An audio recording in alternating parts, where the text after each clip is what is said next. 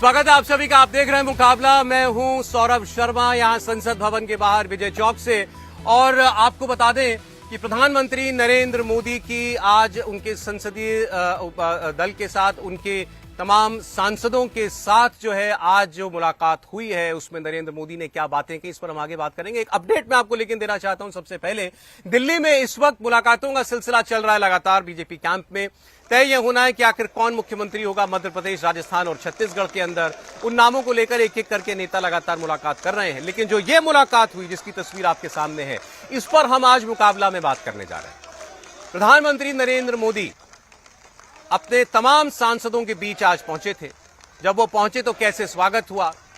मोदी जी का स्वागत है के नारे लगे, तीसरी बार मोदी सरकार के नारे लगे, मोदी जी की गारंटी के नारे लगे। तो आप पहले जरा वहां की कुछ आवाजें सुनिए, फिर हम आपको बताएंगे वहां प्रधानमंत्री नरेंद्र मोदी ने क्या कहा और क्या वाकई मोदी की गारंटी 2024 में बीजेपी की जीत की गारंटी का तुरुप का पत्ता है।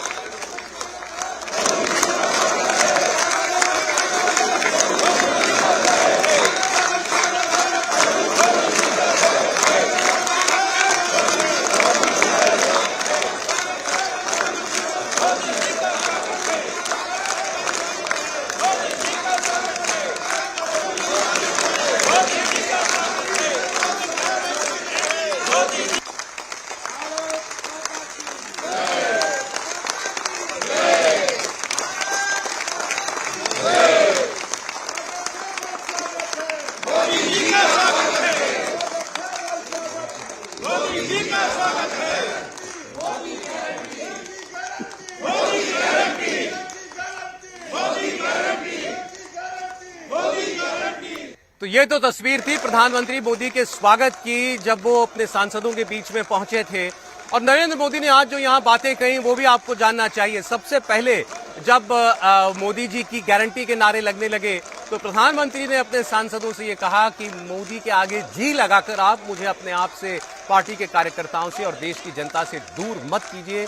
मोदी जी नहीं, मुझे मोदी कहिए। मोदी की गारंटी, ये वो मैजिक वर्ड्स हैं जो भारतीय जनता पार्टी को लगता है कि इस बार जनता के बीच गूंजेंगे और इसी से 2024 की जीत की राह भी निकलेगी। प्रधानमंत्री ने भी ये कहा था कि कार्यकर्ता अब पूरे देश में मोदी की गारंटी के आगे चले। उन्होंने ये भी कहा था कि ये जो चुनावों में हैट्रिक बीजेपी की लगी है, ये 2024 की हैट्रिक की गारंटी है। तो ये गारंटी शब्द आप बार बार गूंजता हुआ सुन रहे हैं। प्रधानमंत्री नरेंद्र मोदी ने आज ये भी कहा कि आपके काम पर, बीजेपी की नीतियों पर, बीजेपी के राज्यों में जनता बार बार मोहर लगा रही है। ये इसी बात का द्योतक है कि जनता आपके काम को पसंद कर रही है। फिर उन्होंने एक आंकड़ा भी पेश किया कि जितने राज्यों में कांग्रेस पार्टी चुनाव में गई सरकार में रहते हुए, वहां उसका क्या स्ट्राइक रेट रहा। 40 में से मात्र 4 राज्यों में कांग्रेस पार्टी की सरकार दोबारा चुन करके आई। और जहां बीजेपी का सवाल आता है तो 39 में से 21 बार जनता ने दोबारा आशीर्वाद देकर बीजेपी को सत्ता में बैठाया है। तो प्रधानमंत्री ये कह रहे हैं कि आपके काम, उनकी सरकार के काम और उनकी नीतियां जन जन तक पहुंच रही हैं और इसीलिए 2024 का परिणाम भी निश्चित है। बस कार्यकर्ताओं को मोदी की गारंटी लोगों तक पहुंचाते रहना है। आज मुकाबला में हम इसी पर बात करेंगे। मेहमान जो है हमारे साथ जुड़ चुके हैं, स्वागत करना चाहते हैं। शहजाद पूनावाला हमारे साथ है भारतीय जनता पार्टी से। शहजाद, स्वागत है आपका। हमारे साथ दीपक झा है कांग्रेस पार्टी से। दीपक, आपका बहुत स्वागत है। प्रोफेसर संगीत रागी जी जुड़ रहे हैं हमारे साथ यहाँ विजय चौक से। प्रोफेसर, आपका बहुत स्वागत। और धर्मेंद्र यादव जी समाजवादी पार्टी से हमारे मेहमान हैं आज। धर्मेंद्र जी, आपका बहुत स्वागत है। तो शहजाद, अब ये तय माने कि आपकी पार्टी का नारा 2024 के लिए मोदी की गारंटी है। देखिए, मोदी की गारंटी का मतलब क्या है? सुशासन की नीति, युवा और महिला शक्ति, सरकार की डिलीवरी, संगठन की मजबूती, यही तो मोदी की गारंटी है। और आप देखिए, राजनीतिक शब्दकोश में मैं किस्सा कुर्सी का हर दोपहर देखता हूं 2 घंटे, उसमें राजनीतिक शब्द, हाँ, कहानी कुर्सी का किस्सा तो इनका है जो पूरा नहीं हो रहा है, पर कहानी आप लोग सुनाते हैं। देखिए, ऐसा है कि कहानी कुर्सी का में इससे पहले मैंने कभी नहीं सुना था कि प्रो इनकम्बेंसी नाम का शब्द जो है वो राजनीतिक वोकैबुलरी में आए। परंतु आज देखिए, जो 5 राज्य के चुनाव आए, वहां पर एक ही जगह पर सरकार रिपीट हुई है और वो है मध्य प्रदेश की सरकार। और बाकी सारी जगहों पर सरकारें डिलीट हुई है क्योंकि उनका काम वैसा रहा है। मध्य प्रदेश की सरकार इसलिए रिपीट हुई है, आप देखिए गुजरात की सरकार रिपीट, उत्तराखंड की रिपीट, उत्तर प्रदेश की रिपीट, क्योंकि मोदी जी के आने के बाद सरकार की परफॉर्मेंस और डिलीवरी पर भी वोट मिल सकता है, काम पर भी वोट मिल सकता है। और उसके सामने चाहे आप जाति का कार्ड लाओ, चाहे आप सनातन को गाली देने का कार्ड लाओ, या अब उत्तर दक्षिण करने का कार्ड लाओ, ये सारे कार्ड फेल हो जाते हैं। ये आज निकल कर आया। और एक बात मैं आपको सुना दूं, देखिए उस दिन जब 3 दिसंबर को हमारी जीत हुई, हम कार्यकर्ता सामने थे प्रधानमंत्री के, उनका एक ही नारा था, साइक्लोन मिचोंग आ रहा है, मैं अपने कार्यकर्ता से चाहता हूं कि जाकर आप मदद करें तमिलनाडु और आंध्र प्रदेश में। ये व्यक्ति जब सोच रखता है तो वो राष्ट्र नेता होता है, केवल राजनेता नहीं, राष्ट्र हित की बात करते हैं। इसीलिए आज ये परिणाम।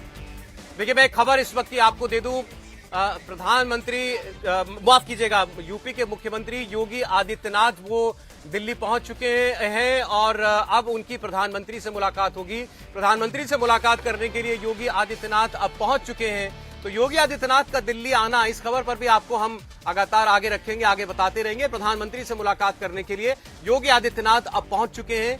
यूपी में 2-3 विषयों की चर्चा हो रही है। एक तो कैबिनेट विस्तार की बात कही जा रही है, कुछ नेताओं को यूपी कैबिनेट में जगह दी जा सकती है। इसके अलावा राम मंदिर में जब प्राण प्रतिष्ठा भगवान राम लला की होगी, उसको लेकर के क्या तैयारियां हैं, इस पर भी योगी आदित्यनाथ से जानकारी ली जा सकती है। तो ये बड़ी खबर, प्रधानमंत्री से मुलाकात करने के लिए योगी आदित्यनाथ पहुंच चुके हैं।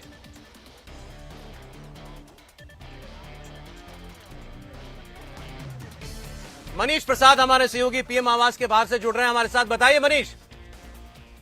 देखिए, अब से कुछ देर पहले करीबन 4:50 पर योगी आदित्यनाथ प्रधानमंत्री आवास में पहुंचे हैं और यहां पर उनका काफिला पहुंचने के बाद अब वो अंदर जा चुके हैं। 2 मुख्य मुद्दे हैं जिसको लेकर आज ये कयास लगाए जा रहे थे कि योगी आदित्यनाथ का ये दौरा बिल्कुल तय है, और उसके बाद ही तय हुआ कि करीबन 4:50 के लगभग वो प्रधानमंत्री के आवास में जाएंगे और फिर करीबन 5 बजे के लगभग ये मीटिंग शुरू होगी। और इसीलिए अब योगी आदित्यनाथ अंदर जा चुके हैं, जिसमें 2 अहम मुद्दे होंगे। एक तो साथ उत्तर प्रदेश सरकार को की रिशफलिंग को लेकर, और ऊपर से दूसरा जो है इस समय अयोध्या में राम मंदिर में बीजेपी साथ में उनका जो ये प्रकोष्ठ है उसकी क्या भूमिका रहेगी, उसके अलावा किस तरीके से इसे पूरा प्राण प्रतिष्ठा को ऑर्गेनाइज करना है, इसमें जो भूमिका रहेगी बीजेपी की, उसके अलावा संगठन की, वो सब होगा। तो अभी की ये बड़ी खबर है कि अब योगी आदित्यनाथ प्रधानमंत्री आवास में पहुंच चुके हैं। ठीक है मनीष, कोई और अपडेट आता है तो लौटते हैं आपके पास हम। योगी आदित्यनाथ प्रधानमंत्री नरेंद्र मोदी से मुलाकात करने के लिए पहुंच चुके हैं। शहजाद पूनावाला कह रहे थे जब सरकारें रिपीट होती हैं, डिलीट नहीं, जब जनता का आशीर्वाद दोबारा मिलता है तब आपकी विश्वसनीयता तय होती है। अभी उन्होंने कहा, एक बात लास्ट लाइन कह सकता हूं, 2011 से कांग्रेस की कोई भी सरकार रिपीट नहीं हुई है। और उसके पीछे एक कारण यह भी है कि देखिए रेवांत रेड्डी अब चुनकर आए हैं मुख्यमंत्री के रूप में तेलंगाना के। वो कहते हैं तेलंगाना का डीएनए बिहार के डीएनए से बेहतर है। मेरे भाई बिहार से ही है, क्या आप इस बात को स्वीकारते हैं? देखिए सौरभ जी, आपके कोई सवाल हो, नहीं तो मैं भाजपा की बात करता हूं। देखिए नहीं, ये तो सीधा कह रहे हैं ना कि भाई सरकार रिपीट नहीं करा पाते आप, जनता के बीच आपका काम नहीं पहुंचता। देखिए भाजपा के लिए एक लाइन है, राम का मुखौटा है, रावण का चरित्र है, जो हमसे आकर मिल गए पापी सब पवित्र हैं, चांदी चंद लोगों की है, बस जनता अब भी अपवित्र है। तो ये भाजपा के लिए है कि राम का मुखौटा लेके पूरे देश में घूम रहे हैं, सनातन को बेच रहे हैं। बात सनातन को ये लोग गाली देते हैं, भारत जी, मैं मुसलमान हूँ, सनातन को बेचा नहीं जा सकता। देखिए इनको चुप कराइए, मैं सनातन के विषय में ऐसे नहीं, चले ठीक है, आगे इस शब्द को चेंज कर दीजिए। मैं भारतीय मुसलमान हूँ, मैं इस पे आपत्ति दर्ज कराइए। इनको आप आपत्ति, सनातन बेच रहे हैं, आप बेच रहे हो, सनातन बेच सकते हैं। यार चुप करा लो सौरभ जी। अच्छा आप बोलिए अपनी बात कहिए ना। बात यह है कि जो जिनको पढ़े लिखे लोगों को बहस करना नहीं आता, मैं क्या बताऊं। नो पर्सनल रिमार्क्स प्लीज, कोई अंत नहीं। बात है देश को बेच दिया मोदी जी ने, कंपनियों को बेच दिया मोदी जी के जुमलों ने, तो सपने दिखाया जनता ने। राज्यों में जीत के दीपक जी अभी आए हैं, बधाई। लेकिन यही बातें आप चुनाव में कहते रहे ना सौरभ जी। जीत के ऊपर सवाल भी उठ रहा है, उसके ऊपर आप ध्यान नहीं देते, आप तानाशाही अहंकार मानसिकता के साथ काम कर रहे हैं, तो जनता आपसे विश्वास नहीं करती। मृग मारीच का एक शब्द है कि भगवान राम जब बनवे थे तो सामने से स्वर्ण मृग जाता है, और भगवान राम भी माया के वशीभूत होकर कहते हैं स्वर्ण मृग जा रहा है, सीता जी कहते हैं जाके मार के ले आइए, इसको पकड़ के ले आइए, और राम जी जाते हैं जो कि अकल्पनीय है। जनता भी उसी माया के वशीभूत हो गए, मोदी जी को वोट। अब जनता गलत हो गई, जनता भ्रम में आ गई, तेलंगाना की जनता भ्रम में नहीं है। जनता गलत नहीं है, मैं कह रहा हूँ जनता गलत नहीं है, लेकिन माया के वशीभूत हो गए। भगवान राम नहीं तो माया, कैसी बात कर रहे हैं दीपक जी? यही तो बात है ना। अब 3 राज्यों में हार गए तो जनता भ्रमित हो गई। तेलंगाना की जनता जो है उसका विवेक जाग गया अचानक से, उसने आपको ला दिया। मैं तेलंगाना, कर्नाटक और हिमाचल की बात नहीं कर रहा, मैं पूरे देश की बात कर रहा हूँ। जो लोग साउथ और नॉर्थ में हिंदुस्तान को बांटने का प्रयास कर रहे हैं, वो आपके मंच पे राइट हैंड में आपके खड़े हैं। इन लोगों ने अभी साउथ और नॉर्थ किया, बिहार किया। अरे जब आपके सहयोगी महाराष्ट्र में मुख्यमंत्री आज जिसने शपथ ली वो कहता है तेलंगाना का डीएनए सुपीरियर है बिहार के डीएनए से। मोदी जी ने क्या कहा था? आपका सांसद लिखता है साउथ, और आप कह रहे हैं कि ये जो है नॉर्थ साउथ करते हैं, दक्षिण उत्तर करते हैं। जी, बड़ी विडंबना ये होती है जब नीतीश कुमार को डीएनए बता देंगे, मोदी जी कहते हैं, तब तो आपने सवाल नहीं किया। तब बिहारियों को प्रधानमंत्री जी ने गाली दिया, तब आपने सवाल नहीं किया। भाजपा के प्रवक्ता यहाँ पे बैठ के बिहारियों के यहाँ जाके बोली लगाते, बिहार में 1 लाख दो, 5 लाख दूं, 10 लाख दूं। मोदी जी इस तरह की नोटंकी करते हैं। आपकी पार्टी का मुख्यमंत्री कितने लाख बिहारियों के डीएनए पे सवाल उठा रहा है। सर आप बिहार से आ रहे हैं, आपको नहीं खराब लग रही बात है? शब्दों की जुमलेबाजी मत करिए, मोदी जी को बताइए। जुमलेबाजी दीपक गलत को गलत कहिए, कोई सही को सही कहिए, कोई प्रॉब्लम नहीं है। कोई प्रॉब्लम नहीं है, कोई प्रॉब्लम नहीं।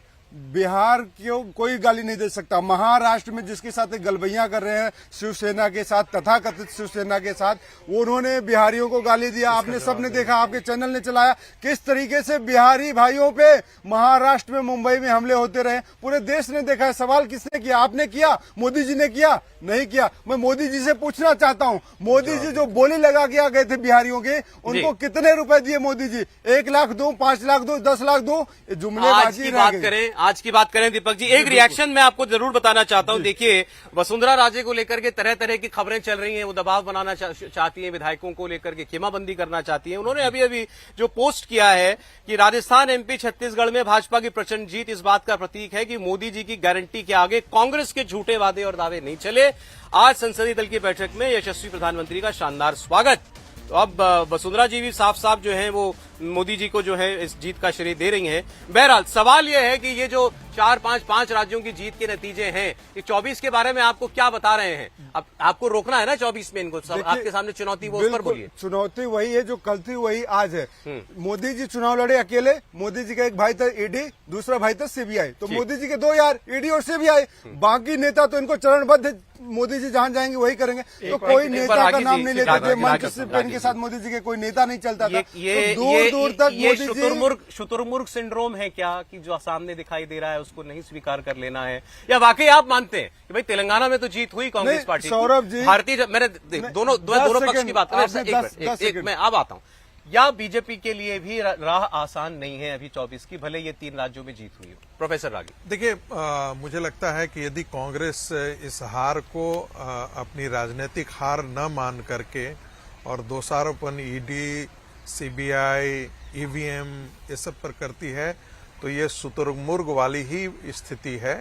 क्योंकि आपको पता नहीं है कि आपके जितने नारे आपने लगाए, अडानी, अंबानी, आपने नारे लगाए, ये बेच दिया, ये कंपनियां बेच दी, अमीरों की सरकार है, गरीबों की सरकार नहीं है।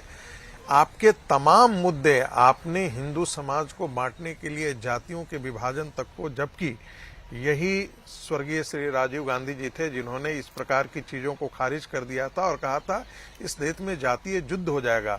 आप अपने पुरखों की सारी कमाई और जिसको पॉलिटिकल कैपिटल है उसको भी धत्ता बताते हुए उसको भी चौसर पर आपने रख दिया, राजनीति के चौसर पर रख दिया। और आपने वो सब कुछ करने की कोशिश की जो क्षेत्रीय दल अभी तक करते रहे हैं, खास करके बिहार और उत्तर प्रदेश में, और वे सारे नारे, सारे जुमले आपके पिट गए। इसके बावजूद इसका मतलब यह है कि मान लेते हैं कि भारतीय जनता पार्टी में बहुत सारी कमियां होंगी, लेकिन वह आपको एक बेहतर विकल्प नहीं समझती है। और मुझे लगता है कि 2003 राज्यों के चुनाव ने 2024 के लिए जो रास्ता है वो बहुत अच्छी तरीके से खोल दिया है भारतीय जनता पार्टी के लिए। ये रास्ता बहुत आसान हो गया है। एक बात कही जाती है कि देखिए, जब जब ये तीनों राज्य जीतती है भारतीय जनता पार्टी तो लोकसभा चुनाव हार जाती है। लेकिन मैं ये फिर कहना चाहूंगा, ये भारतीय जनता पार्टी लाल कृष्ण आडवाणी और अटल बिहारी वाजपेयी की भारतीय जनता पार्टी नहीं है। ये अमित शाह और नरेंद्र मोदी की भारतीय जनता पार्टी है, जो आपको चुनावी बिसात पर आपको यदि इनको पीटना होगा तो आपको 24 घंटा आपको राष्ट्रनीति और राजनीति दोनों का आपको इसमें सम्मिश्रण चाहिए। जी। राष्ट्रनीति और राजनीति दोनों का मतलब है कि आपके चुनावी एजेंडे आपके सामने, इनको पता है कि क्या करना चाहिए। भारतीय जनता पार्टी के अंदर कुशाभाऊ ठाकरे जैसा भी संगठन करता हुए हैं ऑर्गेनाइजेशन के, लेकिन जो अमित शाह जी ने दिया है, जो अमित शाह का अंत है, वो अतुलनीय है। इस भारतीय जनता पार्टी को आप चुनाव में कांग्रेस पार्टी चाहे 10 पार्टियों के साथ लड़ ले, पीट नहीं सकती। कुछ नहीं होने वाला। अच्छा, ये बहुत ठीक है। साफ है। धर्मेंद्र जी, अमित शाह का राजनीतिक कौशल, चुनावी तंत्र और मोदी की गारंटी, इससे इसका तोड़ ढूंढना है आपको। सौरभ जी, भारतीय जनता पार्टी प्रोपेगेंडा करने में माहिर है। ये भारतीय जनता पार्टी इस चुनाव के पूरे विश्लेषण को अगर आप देखेंगे, सिर्फ मनोवैज्ञानिक दबाव बढ़ाने का काम कर रही भारतीय जनता पार्टी। परिणाम की तरफ मैं आपको बताता हूं कि भारतीय जनता पार्टी मध्य प्रदेश में 48% वोट पाई है, वहीं राजस्थान में 41% पाई है, तेलंगाना में तकरीबन 13% वोट मिला है। अगर तीनों का हम औसत निकाल लेंगे तो 33% वोट भारतीय जनता पार्टी को मिला है। ऐसे होता है क्या चुनाव में आप औसत निकाल लें? मेरी बात सुनिए, 1/3 मैंडेट पाने के बाद भी भारतीय जनता पार्टी को ऐसे प्रोजेक्शन मिलता है कि बहुत कौशलपूर्ण है, बहुत ही काबिल आदमी है।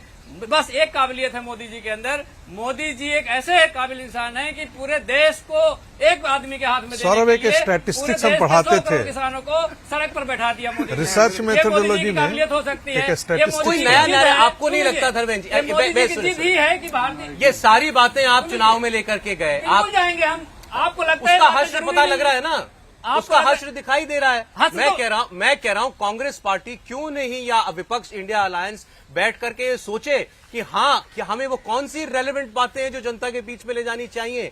इनकी बातों पर अगर जनता यकीन कर रही है तो क्यों कर रही है, हमारी बात पर क्यों नहीं भरोसा कर रही? किसानों को मोदी जी ने धोखा दिया कि नहीं, मुझे बता दीजिए।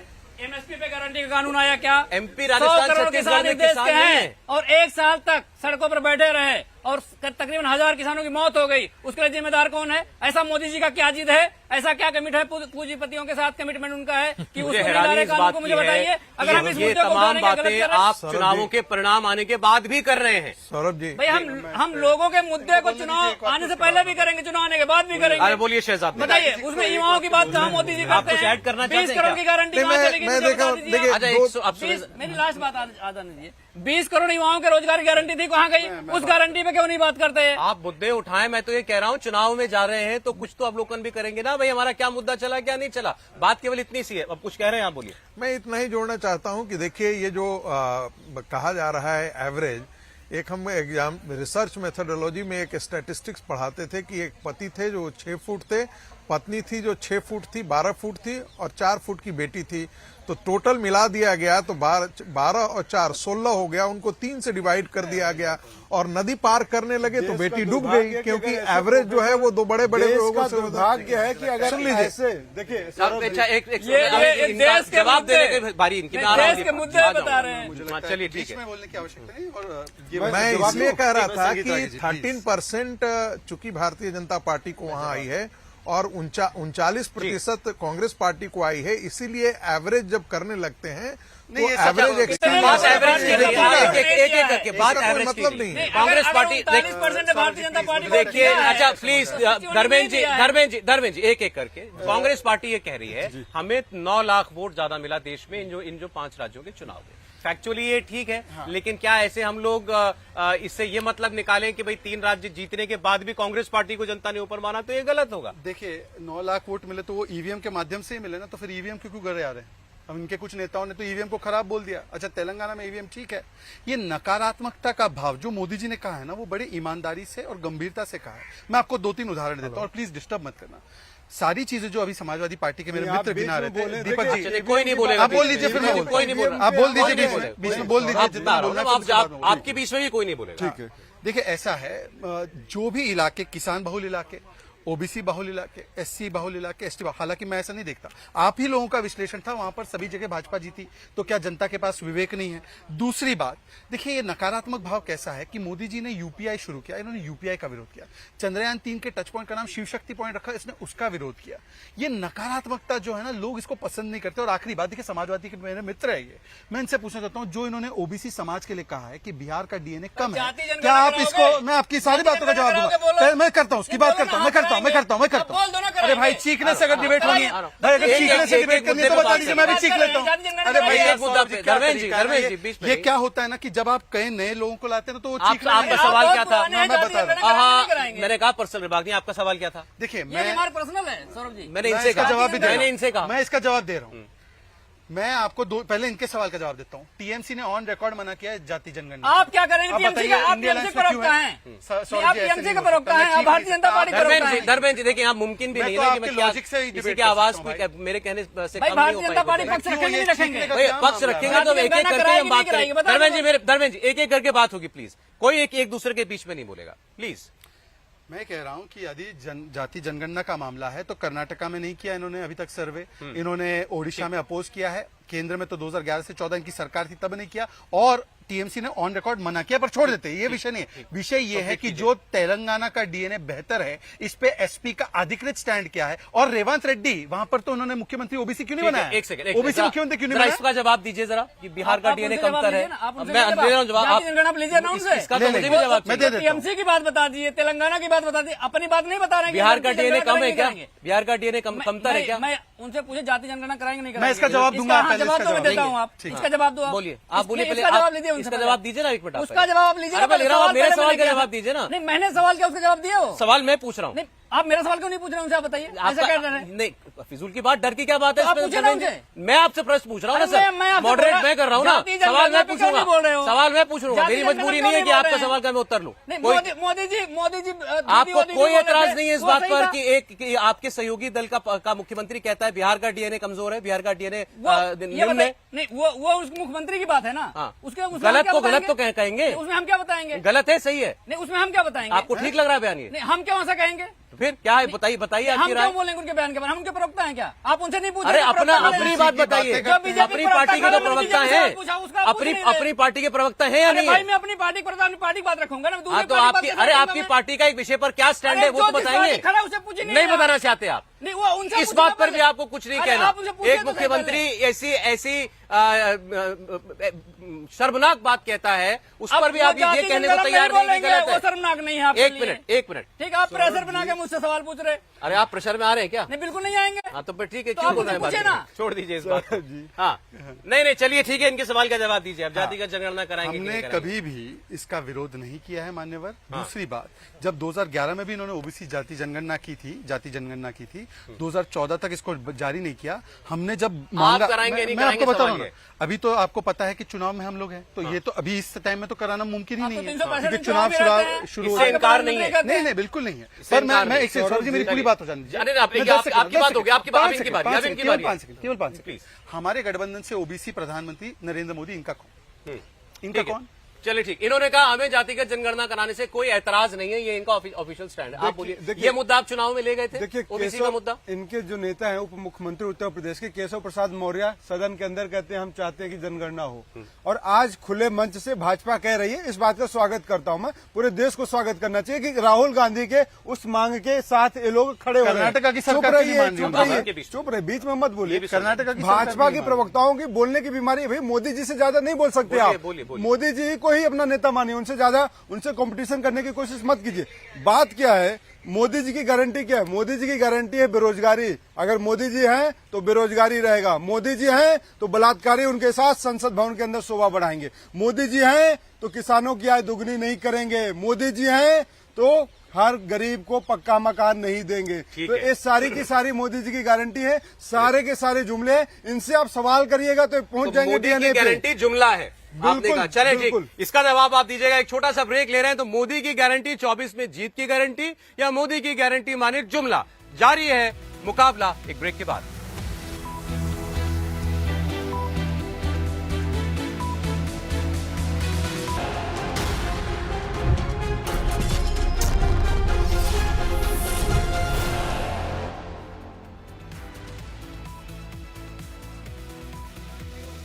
भारतीय जनता पार्टी को 2024 के लोकसभा चुनाव के लिए मंत्र मिल चुका है, नारा मिल चुका है और वो है मोदी की गारंटी। लेकिन मोदी की गारंटी मतलब जीत की गारंटी, या जैसा कांग्रेस पार्टी ने भी कहा मोदी की गारंटी मतलब जुमला। शहजाद पूनावाला। देखिए, उस पर आने से पहले 10 सेकंड मात्र लूंगा। पहले कास्ट सेंसस रोका किसने था? ये अखिलेश यादव ने बताया था कि 1931 तक होता था, 1951 में नेहरू जी ने रोका। तो माननीय नेहरू जी गलत थे। इंदिरा जी ने मंडल कमीशन आयोग रिपोर्ट को लागू नहीं होने दिया। Saurabh ji please, I request you Saurabh ji, कैसे हम गालियां दे रहे हैं? हम ये आपस में तय कर सकते हैं ना कि हम ना डिस्टर्ब करेंगे दूसरे को, कोई भी, प्लीज। 1979 में मंडल कमीशन रिपोर्ट आई, 1980 में लागू किसने नहीं किया? इंदिरा जी ने। फिर राजीव जी की सरकार आई, लागू नहीं किया। फिर जब राजीव जी के बाद मंडल कमीशन आयोग रिपोर्ट लागू हो रही थी बीजेपी के समर्थन के साथ, तब राजीव जी ने बयान दिया और उनका उस समय का नारा था ना जात पर ना पात पर मोहर लगेगी हाथ पर। तो मुझे बताइए कि राजीव जी, नेहरू जी, इंदिरा जी सब गलत थे, ये बात भी मानिए। और कर्नाटका में जारी क्यों नहीं किया रिजल्ट? ओडिशा में विरोध क्यों किया? इसका भी जवाब दीजिए। अब आते हैं मोदी की गारंटी पर। मोदी की गारंटी क्या है भाई? 4 पुश्तें निकल गई गरीबी हटाओ कहते कहते। आज 13.5 करोड़ लोग गरीबी से बाहर निकले हैं। आज 3.5 करोड़ लोगों के आवास बने हैं। आज 70 एयरपोर्ट 70 वर्ष में बने थे, आज 150 एयरपोर्ट बने हैं। आज दुगनी रफ्तार से हाईवे बन रहे हैं। आज पर कैपिटा इनकम डबल हुई है। आज पर कैपिटा इनकम डबल हुई है। आज 11 करोड़ लोगों के घर तक नल से जल पहुंचा है। आज 12 करोड़ लोगों तक शौचालय पहुंचा है। ये मोदी की गारंटी है। मैंने जो 5 आंकड़े गिना है उसका आप अपना गिना दीजिए। आज 50 करोड़ लोगों के बैंक अकाउंट बने हैं, तो आप बता दीजिए कि आपने क्या उपलब्धि पाई है इस आंकड़े पे? नहीं हुआ है। भाजपा के आंकड़े अगर पिछले 5 दिनों की डिबेट उठा के अलग अलग प्रवक्ताओं के लेंगे, कल एक भाजपा का प्रवक्ता बोल रहा था 228 करोड़ अकाउंट हमने खुलवा दिए हैं, और आज कह रहे हैं 50 करोड़ अकाउंट हमने खोल दिए हैं। मोदी जी कहते हैं 150 करोड़ 500 करोड़ का देश है। तो ये सब जुमलेबाजी करते हैं। और रही बात, आप नेहरू को गाली दीजिए, स्वागत है, आपका गाली देना काम है। इंदिरा जी को गाली दीजिए, आप गाली दीजिए।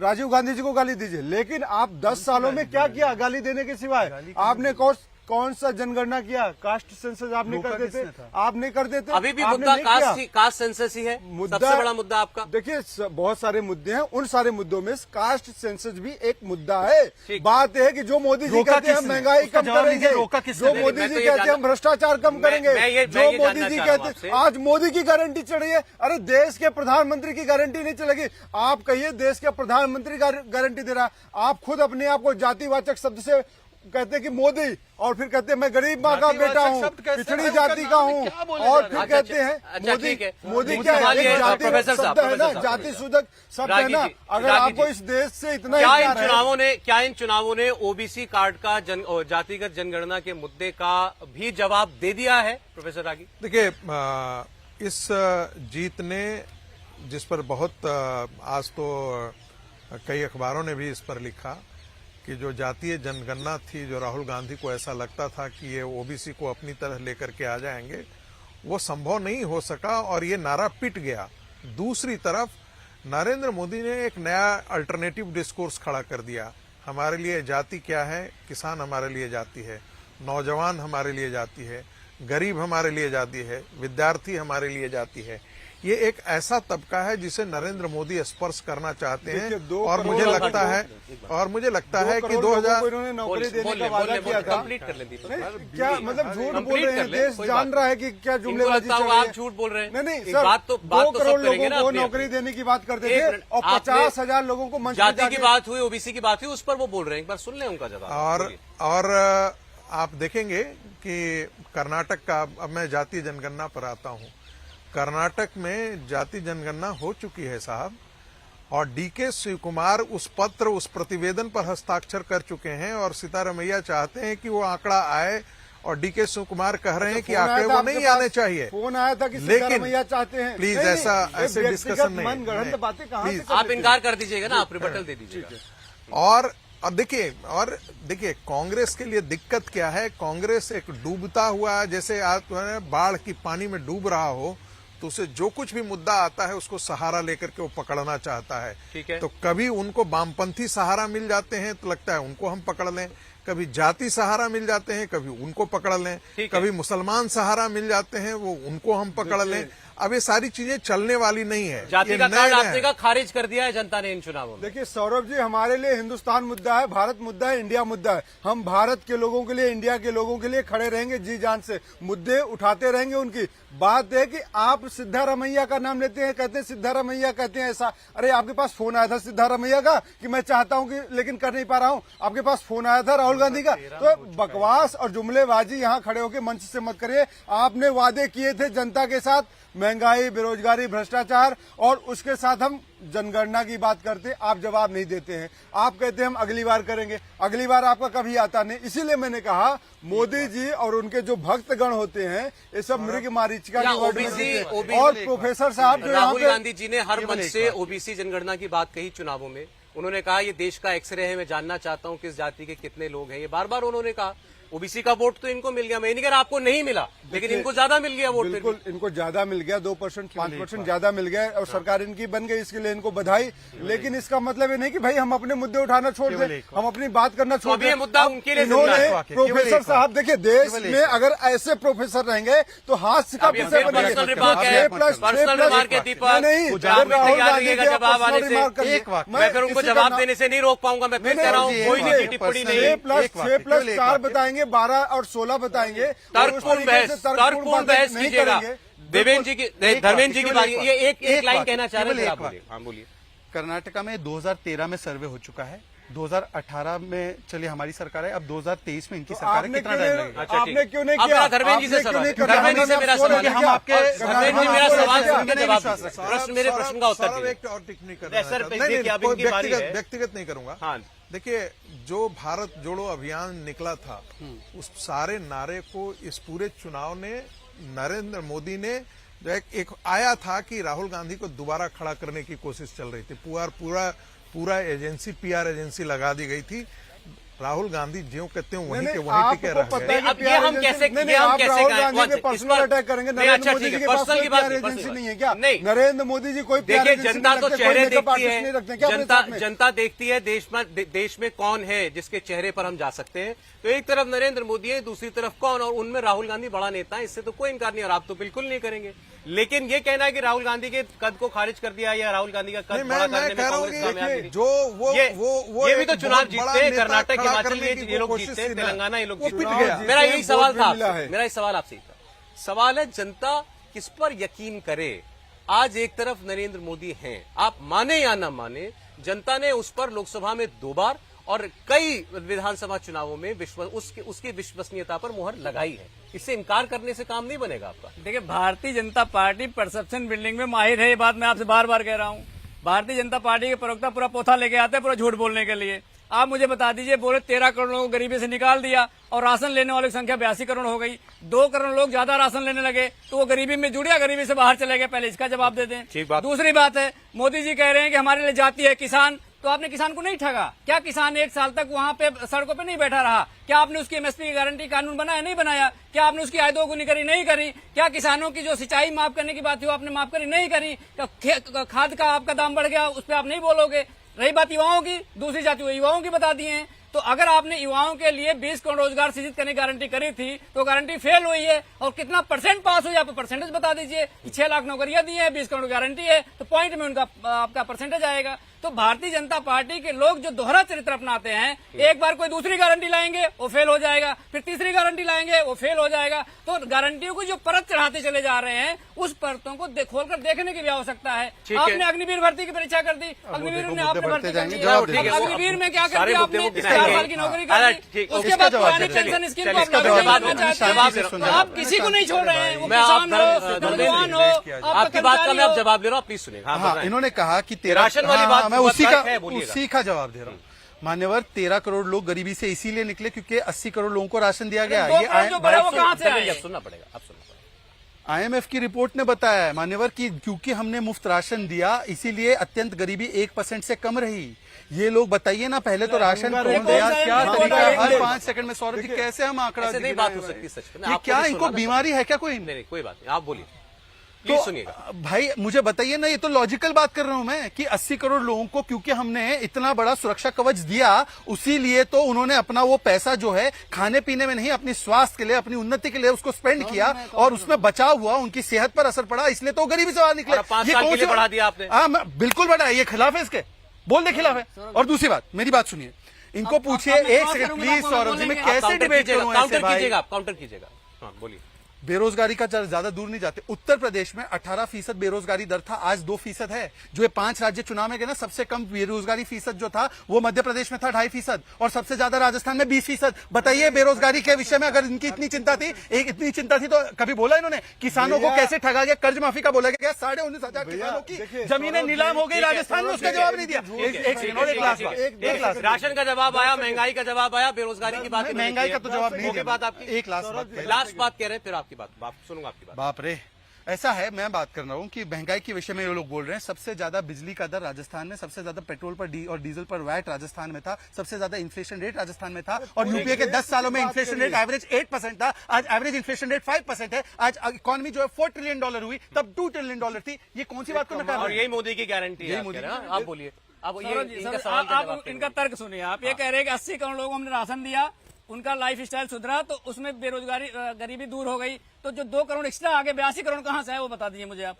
82 करोड़ कैसे हो भाई गए? साहब ऐसा है, वो आंकड़ा 81 कहाँ से आए? करोड़ 2 है, करोड़ वो कहाँ पहले से भी आए? उतना ही था। मुझे पता नहीं क्या मैं 2 बोलूं करोड़ इसके बारे कहाँ में। से आए बताओ ना सौरभ जी, मुझे। मेरे पास तो इनका उसके बाद कुछ नहीं। अच्छा, बोल राशन नहीं ये सकता मिलता है। रहना चाहिए या इसके बाद नहीं जवाब मिलता नहीं, रहना? मैं बता रहा हूँ, अगर बता दे राशि चैनल पे है, चलिए, मैं पूछ रहा हूँ छोड़ 80 करोड़ से 82 करोड़ हो गया, 2 करोड़ कहाँ से आ गए वो बता पहले भी दीजिए। उतना ही ये फिगर राशन था, मिलता आज भी रहना उतना ही चाहिए फिगर है, मैं क्या बोलूं? या ये वोट के लिए राशन है?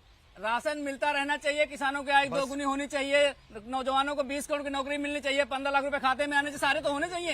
बाकी क्यों नहीं हो रहे मुझे बता दीजिए। अच्छा, आप बिहार के डीएनए डायल पे कोई 100 की टिप्पणी नहीं लड़कियां है अभी बैठी तक। रही लखनऊ में, अभी सुन ये लीजिए सारे पहले। मुद्दों पर डायल बोल रहे हैं, 100 पर की ये लड़कियां राष्ट्रीय बैठी रही, प्रवक्ता लेकिन आपसे समाजवादी क्यों के नहीं हो बिहार के सका एक डीएनए बार? पर नहीं बोल पा आप जो संविदा में नौकरी निकाल के आरक्षण को खत्म ये कर रहे सब हो, जगह इसके जाएंगे। लिए जिम्मेदार अच्छा, कौन होगा? कल संजय राउत का एक स्टेटमेंट, हाँ दीपक आप ही से पूछ रहा हूँ, उन्होंने ये कहा, आपकी कल कोऑर्डिनेशन कमेटी की मीटिंग हुई थी, उसमें उन्होंने ये कहा कि भाई अब चेहरा देना पड़ेगा, खुलकर आपके किसी सहयोगी ने ये बात कही है, और जाहिर है कि हर दल का नेता अपने नेता को आगे बढ़ाएगा। तो उन्होंने कहा उद्धव ठाकरे देश में बड़ा हिंदुत्ववादी चेहरा है, वो क्यों नहीं हो सकते? तो अब चेहरे की बात आने लगी है। देखिए, चेहरे की बात में मैं नहीं जाऊंगा कि सब अपनी अपनी पार्टी के नेताओं को, अपने अपने अध्यक्ष को बोलेंगे। बिल्कुल, ये बहुत जाहिर सी बात है। जैसे भाजपा वाले दिन भर मोदी जी का गुणगान करते रहते हैं, मोदी मोदी मोदी, उनके आप राहुल जी का करते हैं? तो हम राहुल जी हमारे नेता हैं, तो करेंगे, बिल्कुल करेंगे। लेकिन बात है मुद्दों की, काम की बात कर लें। हंगर इंडेक्स में 125 कंट्रीज का, देशों का नाम आता है, जिसमें हमारा नाम है 111वें नंबर पे। उसमें मेरे भाई भाजपा के प्रवक्ता बताएंगे कुछ। दूसरी बात मैं कहूंगा, राजस्थान में अब आपकी सरकार आ गई है, क्या वहां डीजल पेट्रोल 50 रुपए लीटर कर देंगे आप? वैट कम करेंगे? तीसरी बात, जहां पे आपकी सरकारें हैं वहां पे 90 रुपए और 100 रुपए डीजल पेट्रोल क्यों है? क्यों नहीं है? आपने 50 रुपए किया। तो देश को राज्यों में बांटने का काम आप कर रहे हैं, साउथ नॉर्थ में बांटने का काम आप कर रहे हैं, ईस्ट एंड वेस्ट में बांटने का काम आप कर रहे हैं, सनातन के नाम पे लोगों को भड़काने का काम आप कर रहे हैं। सनातन हमारे दिलों में शॉर्ट बसता रिप्लाई है। फिर रागी जी। इन्होंने कहा कि राजस्थान में हमारी सरकार आ गई, मुख्यमंत्री का नाम क्या है? ये सरकार आ गई, care taker chief minister Ashok Gehlot. अरे इनको भैया, पता तो आप नहीं। सस्ता सौरभ जी करें। प्लीज, अभी ऐसे नहीं हो सकता। सबसे बड़ी हर बात, एक भाजपा वाक्य भी एक मान लेकिन ले आपको रही है कि इसका हमारी छोटा जवाब, सरकार स्पष्ट आई जवाब है। देना चाहिए। आपकी आपकी ये तो- सरकार, एक सेकंड दीपक, एक आपकी बात का जवाब ठीक है। मैं पहले टोका टाकी होती, फिर मेरा वो नहीं, लेकिन आप ये बारी उनकी बोलने की, आप एक उत्तर दे दीजिए। आपने खुद ने ये मुद्दा उठाया ना राजस्थान में, आपने तो वहां पर इतना काम किया पार्टी के लिए। हाँ, ये बिल्कुल। क्यों है इतना महंगा पेट्रोल डीजल? आपकी उस गवर्नमेंट पे आएगी कम कर देंगे ना उस उसको। पे प्रधानमंत्री ने क्लियर कट बोला है कि हम जनता की जेब को जैसे वैट के माध्यम से उन्होंने लूटा है, उसको रोकेंगे और बंद करेंगे। क्लियर कट है। और दूसरी ठीक है। बात, मेरा सवाल सिर्फ इतना है, हंगर इंडेक्स में पाकिस्तान और अफगानिस्तान की पोजीशन क्या है उस हंगर इंडेक्स में? मतलब जिसमें हंगर इंडेक्स में पाकिस्तान अफगानिस्तान, जिनको राशन नहीं मिल रहा, आटे के लिए झगड़ा हो रहा है, वो देश हमारे ऊपर है, उसको मान रहे हैं। यही इनकी बुद्धि जरा है। हमने चेहरे की बात, हम चेहरे की बात कर रहे थे। रागी जी ये अलायंस बना, इंडिया गठबंधन बना, अब वो चेहरे की बात कर रहे हैं कि भाई अब आपको नरेंद्र मोदी के सामने किसी को प्रोजेक्ट करना चाहिए। वो कौन होगा, उस पर झगड़ा होगा नहीं होगा, ये तो हमको आगे आने वाले दिन बताएंगे। लेकिन आपको लगता है कि किसी एक चेहरे को आगे करके कोई टक्कर देने की स्थिति में होगा यह अलायंस? मुझे नहीं लगता है कि विपक्ष में कोई भी एक ऐसा नेता हो जिसका इतना बड़ा राष्ट्रीय रसूख हो जो नरेंद्र मोदी को आज टक्कर दे पाने की क्षमता रखता हो। दूसरी बात, आप बिहार चले जाइए, बिहार के एक बहुत बड़े कांग्रेस के नेता आज मिलने आए थे, अभी भी वो साथ छोड़ करके गए हैं। मैंने पूछा उनसे, यही सवाल किया कि इस हार के बाद आपकी पार्टी का क्या लगता है। उन्होंने कहा कि पहले तो हम लोग सोच रहे थे कि 7-8 सीटें देगी, लेकिन अब तो 3 या 4 सीटें भी दे आरजेडी को ग्रैब कांग्रेस करना को चाहती आरजेडी दे दे 3-4 सीटें भी तो बड़ी बात है। मैं वही बात कर रहा हूँ। कांग्रेस को 4 सीटें यदि 5 सीटें भी लड़ने के लिए दे बिहार में तो बहुत बड़ा है। यूपी में क्या होगा? और उत्तर प्रदेश में भी वही स्थिति है। मुझे नहीं लगता है कि अखिलेश यादव जो है जो पार्टी डबल डिजिट तक आंकड़ा नहीं लाती है, क्या आपको लगता है कांग्रेस की अखिलेश बार्गेनिंग यादव पावर कम हो गई है? बार्गेनिंग पावर बहुत ही कम हो गई है। कोई भी क्षेत्रीय पार्टी देखिए, पिछली बार लेकिन जो दक्षिण में तो ये मजबूत हुए। मैं आपको बता रहा हूँ, पिछली बार जो कांग्रेस पार्टी की सीटें कहां से आई थी? केरला से आई थी, तमिलनाडु से आई थी, पंजाब से आई थी। आप पंजाब को और माइनस केरला हटा दीजिए तो कांग्रेस की सीटें जो है वो 22-23 सीटें रह जाती लेकिन हैं। कर्नाटक में अब फाइट है बीजेपी को। मैं मानता हूं कि कर्नाटक में तेलंगाना उन्होंने में बुरी दिक्कत हो तरीके से सकती है। भारतीय जनता पार्टी को पराजित किया है, लेकिन क्या यही बात कर्नाटक में लोकसभा में जब नरेंद्र मोदी अपने नाम पर वोट मांगने जाते हैं तो ध्यान रखिएगा, जो कांग्रेस को विधानसभा में वोट करने वाला है वह भी नरेंद्र मोदी के नाम पर आकर के खड़ा हो जाता है। आपको याद होगा कि राजस्थान के चुनाव में वसुंधरा तेरी खैर नहीं, मोदी तुमसे बैर नहीं, और इसीलिए प्रधानमंत्री ने कहा मोदी की गारंटी है। भारतीय जनता पार्टी ने एक नया स्ट्रेटजी चेंज किया, कहा मोदी गारंटी दे रहा बताते हैं 12 है, से ये वसुंधरा नहीं दे रही है बढ़ गारंटी। जाता है जब नरेंद्र मोदी अपने लिए वोट मांगने जाते हैं। देखिए, मेरी उससे बात हुई, मेरी इससे बात हुई, किससे कहानियों का मंच नहीं है सौरभ जी। आप जैसे बड़े वरिष्ठ पत्रकार का मंच है, तो यहाँ पे कोई भी आके मेरी बिहार के उस नेता से, अरे ये सब बातें बकवास की हैं, कोरी कल्पना है, कपोर कल्पना बंद करिए आप लोग। बात यह है कि 2024 का चुनाव जो है मुद्दों पे होगा। कांग्रेस पार्टी उन सारे मुद्दों के साथ जाएगी। आप इनसे पूछ रहे थे विधानसभा में तो आपका नेता कौन है, तब कहते थे हम एक ही चेहरे पे लड़ रहे हैं, हमारे पास, हम बाद में डिसाइड करेंगे। तो बात वही होती है, कई बार आप अपने चेहरे को नहीं बताना चाहते। हमारे पास राहुल गांधी है, चलिए, मैं तो किसी अब के पास मुझे ब्रेक लेना पड़ेगा। अब 24 में अब की बार कितने पार, एक दावा कीजिए जरा, फिर हम लोग बात करते हैं इस पर। देखिए, मुझे लगता है जो भी मेरे दावे थे विधानसभा चुनाव को लेकर वो सही थे, और हम पिछली बार के 2019 के भी रिकॉर्ड तोड़ेंगे। और राहुल मैंने आपको बोल दिया था, समय में बस इतना ही था आपका। देखिए, भाजपा सरकार बुरिया बिस्तर बांध के मोदी जी अपना झोला उठा के जाने वाले हैं। देश का अच्छे दिन अब आएंगे। जो सपने दिखाए थे वो पूरे नहीं किया मोदी जी, इसलिए अब जनता कह रही है भैया माफ करो। उस महापुरुष का चेहरा तो हम देख नहीं पाए। अच्छा, ठीक, समय इतना ही था। शुक्रिया धर्मेंद्र जी आपका, शहजाद जी आपका, दीपक जी आपका, प्रोफेसर आपका, बहुत शुक्रिया।